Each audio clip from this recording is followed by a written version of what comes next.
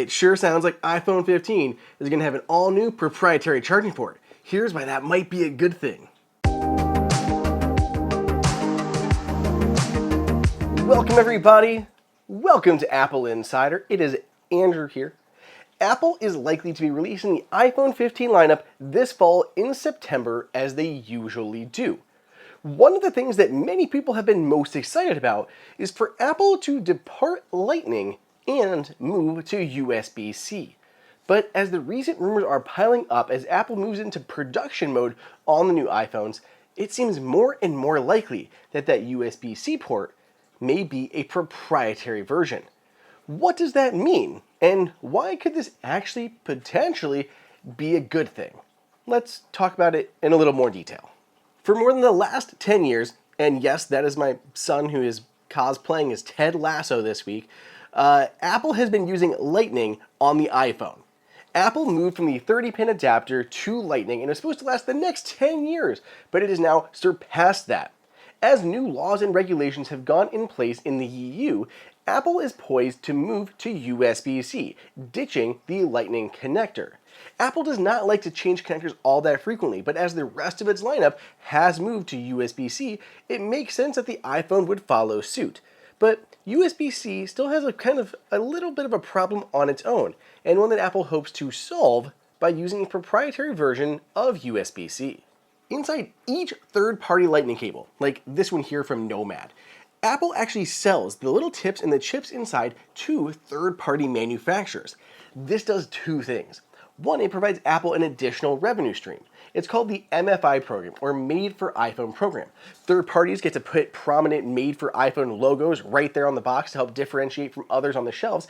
And Apple gets to collect money by selling these pieces and the licensing fees to the third-party companies that use their parts. On the other hand, it's also a sign of quality, guaranteed compatibility, durability, and everything else for consumers. When you see a Lightning cable that actually has a Made for iPhone logo there on the box, you know that it's going to work with your iPhone. There's going to be no issues whether or not it does. You don't have to worry about the charging speeds, anything like that. You just know that it's a Lightning cable, it's been certified, tested by Apple to be safe, reliable, everything else that it needs to be before you use it with your device.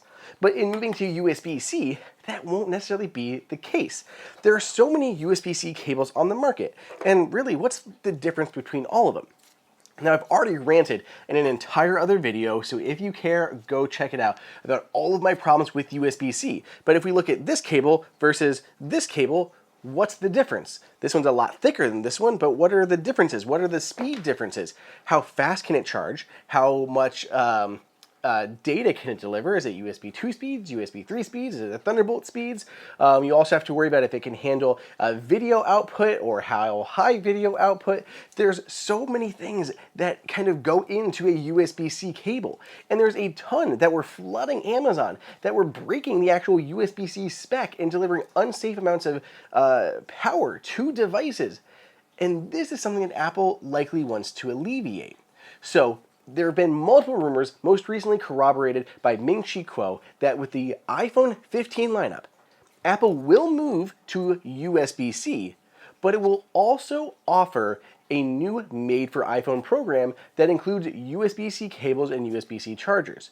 In doing so, you'll be able to know that you'll have the safest, right cable for your iPhone. At the same time, Apple will still get to keep its MFI revenue stream rolling. That's not to say that other USB-C cables won't work with the new iPhone 15. What Apple is likely to do is continue supporting all USB-C cables, but on the phone side, it will limit them to a slower charging speed. That way, it doesn't do anything that is dangerous or unsafe for your phone. And if you choose a MFI and Made for iPhone USB-C cable, you can unlock faster charging speeds that are supposed to surpass that of the iPhone 14 lineup. How much truth is there to all of this?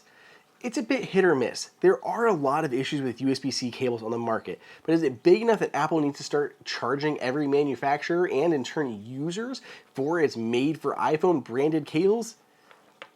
A little bit up in the air, but honestly, I still see this as a good thing because we're getting the best of both worlds, right? We're getting Lightning gone. we're getting USB-C on the iPhone. You can use any USB-C cable you want, but if you want to make sure that you have one that is tested and safe at higher charging speeds, you can go that route as well. There are always going to be people who prefer a high quality cable versus a cheap cable. So now you have those two options available to you. You've got cheap options that are not licensed. You have high-end options that are licensed that likely come with other features like Kevlar wrapping on the outside and metal end caps and other things to go along with it.